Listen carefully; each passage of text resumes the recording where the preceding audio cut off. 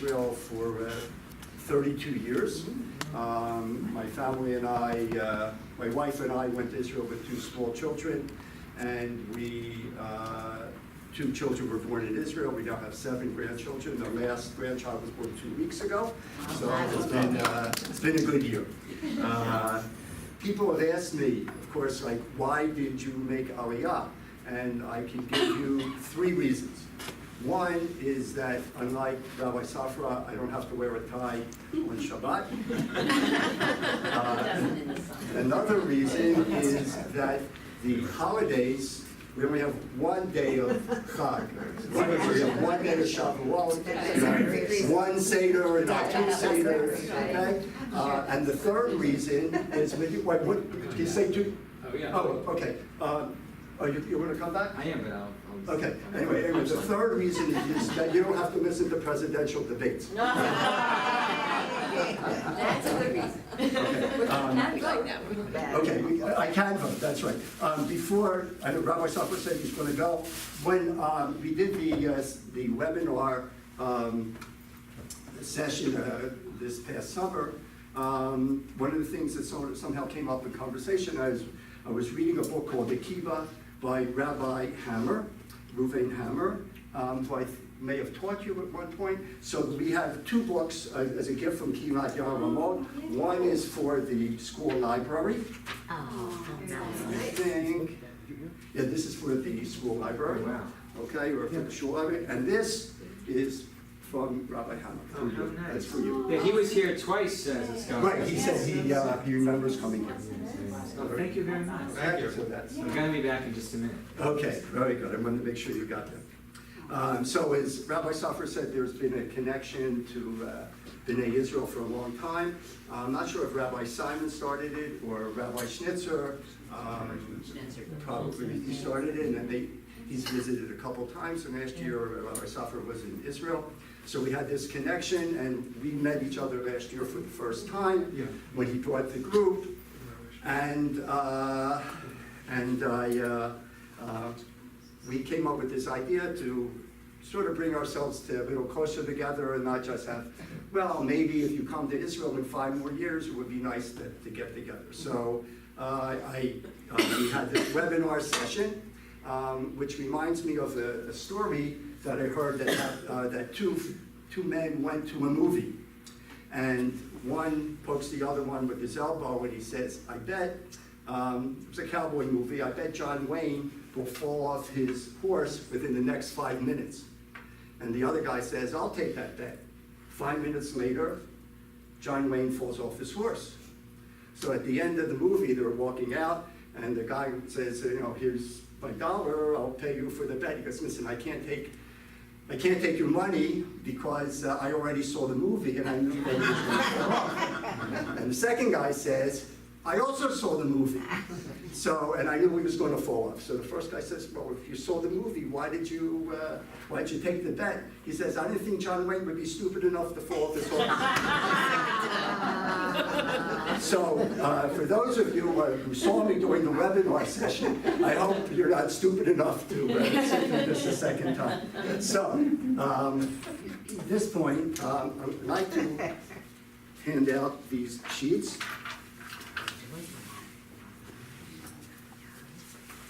Okay, these are a variety of sources that I like to study with you together that discuss the idea of the importance of Torah study and the relationship of our rabbis with nature and with people. Okay. I sort of feel I have to stand here because of the, but get a little bit closer. Okay. Okay, so the first text and the second text are from Pirkei Avot. And the first text reads, Rabbi Yaakov said, one who travels upon the road studying Torah and interrupts his studies, saying, how beautiful is this tree, how beautiful is this proud field, Scripture considers it as if he bears the guilt for his own soul. That basically means that It says in the Pirkei Avot, "Mikhayev minafsho," means that capital punishment, that he should die.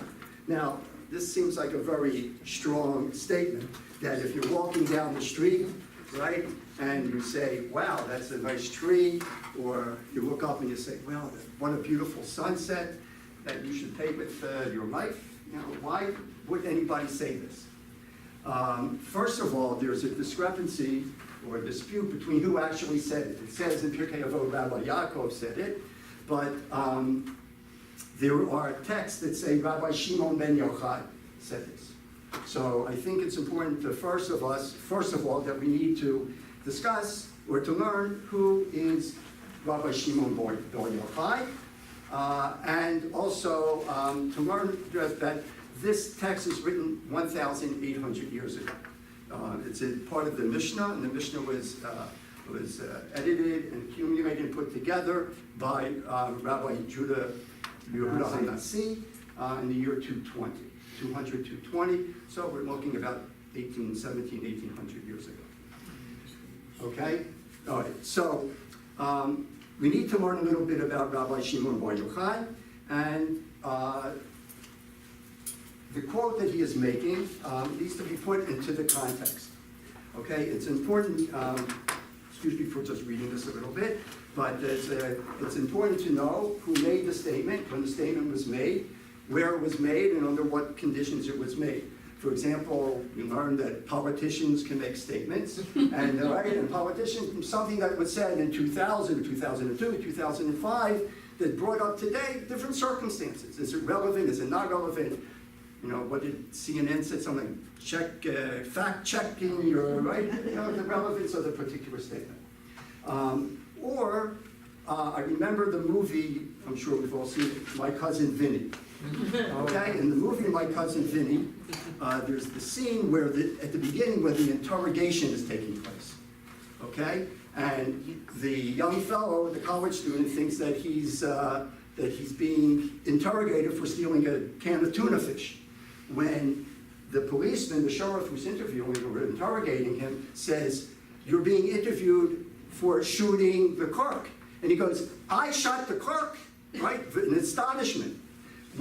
At the trial, when the sheriff is put on the stand, he says to the judge, I'm reading the statement, he says, the defendant said, "I shot the clerk." Well, there's a big difference between "I shot the clerk" and "I shot the clerk," okay? So, again, we have to know what the context is before we can relate to what Rabbi Shimon ben Yochai said. Okay, so who is Rabbi Shimon bar Yochai? He lived in the middle of the 2nd century and was a student of Rabbi Akiva. And this was, as we know, a very difficult time for the Jews, as the temple had been destroyed 50, 60, 70 years before. And the people are bewildered. They can't go into Jerusalem. They have they've lost their faith in God. Okay, the people can no longer go to the temple to sacrifice and so on. So there's a lot of chaos or even anarchy. What happens to the Kohanim? There's a lot of things going on to the Jewish people. So here we find that Rabbi Shimon Yochai, who is known as being a person who tried to make life easier for the Jews, his opinion on Jewish law was usually more lenient than in other rabbis in other cases.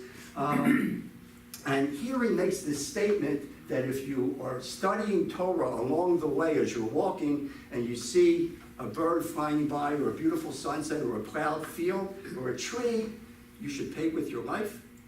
So there's a story of Rabbi Shimon bar Yochai. He's sitting together with 3 rabbis. This is not a joke. The story is he's sitting together with 3 rabbis. One is Rabbi Yehuda, who says, "How pleasant are the works of this great nation." The great nation is Rome. How great are the workings of this great nation. They, the Romans, build bridges, pave roads, relax in beautiful bathhouses, and support open markets. Rabbi Yossi, the story goes on to say, sat quietly. But Rabbi Shimon bar Yochai says, they only do these things for their own benefit, They have markets to sell slaves. They make bathhouses for their own pleasures and pave roads and build bridges so that they can collect taxes. So later, these statements of Rabbi Shimon Bar Yochai are brought to the Roman governors. And they praise Rabbi Yehuda. But Rabbi Yossi was, for his silence, was exiled to a town called Tzipori, which if you visited Israel, is in the Galil, not far from Tiberias. And Rabbi Shimon Bar Yochai, however, was sentenced to death for his statements. As the legend continues, Rabbi Shimon Bar Yochai and his son, Elazar, who we'll study about in a minute, they lived in a cave for 13 years. So for 13 years, living in a cave, they have no contact with the outside world. They didn't see the sunrise and the sunset. They didn't see plowed fields. They didn't see, the beauty of nature. So therefore, these things didn't matter to them. What mattered to them? What did they do in the cave for 13 years? They studied Torah. Okay, so Rabbi Shimon Bar Yochai makes a statement. Okay, now we understand a little bit where this statement is coming from and what it means. So, living in the cave for 13 years, the emphasis was of doing a mitzvah is on the study of Torah. And and you know, of course, that we have blessings preceding things in nature, right? If we see a rainbow, if there's, we see a mountain, we see the sea, okay? On Havdalah, okay, over all these things that are part of nature, we say brachot. So why all of a sudden, it doesn't seem to make sense where we are and what Rabbi Shimon Bar Yochai was, but we're beginning to understand why he said such a thing. There's a story of the rabbi, the German rabbi who lived in the 19th century. His name is Shimshon Raphael Hirsch, who was the father of modern Orthodoxy, okay? Who basically said, similar to what we say as conservative Jews, is that you can live in the modern world and still observe the mitzvot. And there's a story that's told about him as he was getting older, that he wanted to take a journey from Germany to Switzerland. Well, it may not be that far, like flying from DC to Switzerland, but apparently he had never been there. And when pressed for the reason by his students why he would want to go to Switzerland to see the Alps, he commented, he said, I may only have a few years left, and when I stand before the Almighty on Judgment Day, I don't want him to ask me, Shimshon, why haven't you visited my Alps? So nature, we see, is very, very important, and contrary to what Rabbi Shimon Bar Yochai had to say. Okay, so we are, and also in the book of Psalms, we say, how great are your works, O Lord, all of them you have created with wisdom. Right? We praise God for in creation, the creation story, saying God saw that it was good. So we see that nature is good. On the other hand, we begin to understand where Rabbi Shimon Bar Yochai is coming from. Okay. One other thing before we go on to the next Mishnah from Pirkei Avot. In Aramaic, how do we say Torah? We say Orayata. And what are the first letters of Orayata? Or. The Torah is the or. Torah is the light. That even though we see nature and the sun and the glory of God's creations, but Torah is the illumination. Torah is the light. So that's, I think, the first Mishnah is trying to tell us, that we have to understand who Rabbi Shimon Bar Yochai is, but the beauty of studying Torah is even greater than God's creations. Okay, let's go to the second Mishnah, text number 2. Also from Pirkei Avot. Just remind me, I should turn this off. I had to call my father-in-law before he came. Okay, all right. So, Pirkei Avot, this is in the same 3rd chapter of Pirkei Avot. Rabbi Dosar ben Orphias said, morning sleep, midday wine, midday meaning in the afternoon, chatter with children, and sitting in the townhouse with the ignorant, drive a man from this world. Drive a man from this world is the same kind of idea. You're wasting your time. Okay? You should have better things to do with your life. Rabbi Dosa is saying morning sleep. In other words, you should get up early in the morning, you should jog, you should exercise, do what you have to do, put on your tefillin, and go to shul, have breakfast, and go to work and study Torah. That's what you should do in the morning, not sleep late in the morning. Wine, we know that wine is important, right? Kiddush, no, but wine really is. People, but not in the afternoon. By afternoon, it makes you drowsy, right? You lose concentration. You can't study Torah if you're falling asleep. I remember when I was teaching, I was asked to teach. I studied in Israel when I finished my rabbinic studies in Israel, and I was asked once to teach a session, and I found this story that the children of one particular rabbi said, "Dad, you got to go to sleep. Abba, you got to go to sleep at night. You can't stay up all night." And he says, "In Olam Haba, I'll have plenty of time to sleep. Now it's the time to study Torah." So I went to, I told the story to my teachers, and they said, "Yes, Arnie, we wanted to tell you that it'd be better if you went to sleep at night as opposed to falling asleep in our class." And, it didn't quite help. Okay, and then it says chatter with children and sitting in the townhouse. We'll come back to chatter with children, but sitting in the townhouse, that means you come to the shul, but you end up sitting and talking to the person that you're sitting next to, okay? And you're chattering, you come into the shul, and you're talking about who won the baseball game last night, who won this, and you're talking about the debate, but you're not in shul davening. When you come to the shul, to the townhouse, to the Beit Midrash, you just start. Okay.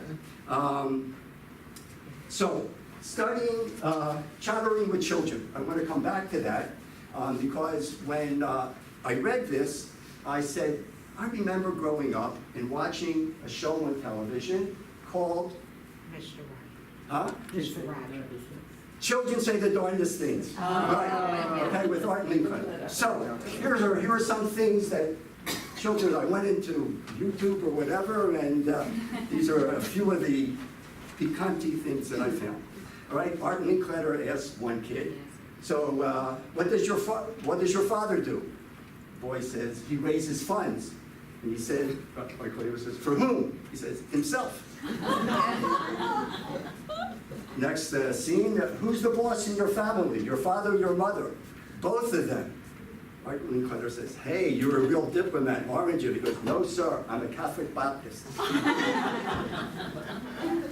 With Thanksgiving coming up, we should be thankful. Why are you thankful? Young boy answers, because I'm an American. And so, what is an American? The boy answers, someone who lives in California. I like this one. Who is the most important man in the world today? The boy answers, George Washington. Today, George Washington, okay? He was married, wasn't he? Yes, sir. And who was his wife? Miss America. Okay, so there's a story of, they're talking about a Bible story, and they're talking about Adam and Eve in Garden of Eden, and Art Linkletter asked this question, and what was Eve's punishment after she ate the apple? God made her a housewife. And the last quote is, Art Linkletter asked this little boy, if you could be any storybook character, who would you like to be? Papa Bear. And why would you want to be Papa Bear? Because I could eat honey and Goldilocks would be sleeping in my bed. You should have seen the expression of Art Linkletter on his face when he said that. Okay, so I'm going to go back to this mission again. It says, chatter with children. Okay? I think one of the things that show, Children Say the Darndest Thing, wanted to show, is that children say the darndest things. And we can learn a lot from children. So while I think Rabbi Doso Ben Harkinus has a lot of interesting things to say, okay, I think he's missing the point with chatter with children. Chatter with children is a really great thing that all of us here, I think, who have raised children and grandchildren really understand. And so the importance of studying Torah, which is what Rabbi Doso wants to say, but here I think he's missing the point where he says, don't chatter with children, okay? And midday wine, okay, from time to time. Okay, text number 3 is a whole different, it's a long story, but an important story. It doesn't just talk about the study of Torah, but a relationship with people. So let's read the story. Once Rabbi Elazar, son of Rabbi Shimon, so this is going back to Rabbi Shimon Bar Yochai. Remember, he was in the cave for 13 years with his son. Okay? Rabbi Elazar, son of Rabbi Shimon Bar Yochai, was coming from the house of his teacher in Migdal Gedor. Migdal Gedor is today what we probably would call Hamat Gader. You know, anybody know where Hamat Gader is?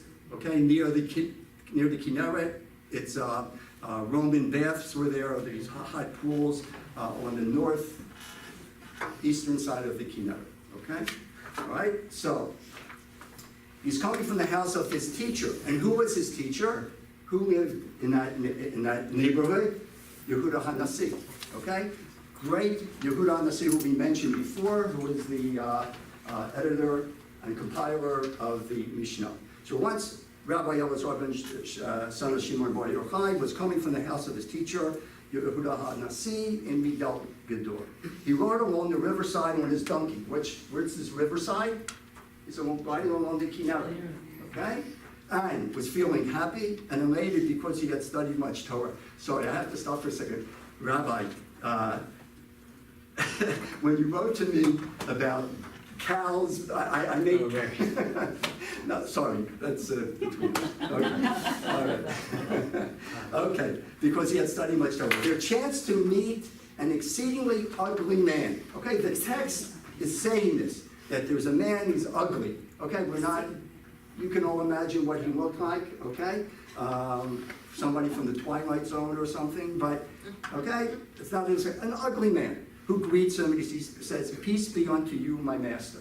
Now, interesting question here. How does this ugly man know that he's my master? How does he know that he's a rabbi? Does he know, does he have a badge on him? Maybe he's wearing, fancy clothes, okay? But we also go back to the first sentence, okay? He's riding on his donkey, feeling elated and happy, okay? You can imagine him riding along the Kinneret, watching the beauty of nature, unlike something that his father had said in the first Mishnah. All right, and what does Rabbi Elazar say? Rabbi Elazar did not return his greetings, his salutation, but instead said to him, "How ugly this person is. Are all the people of your city as ugly as you?" Can you imagine? Okay, all right.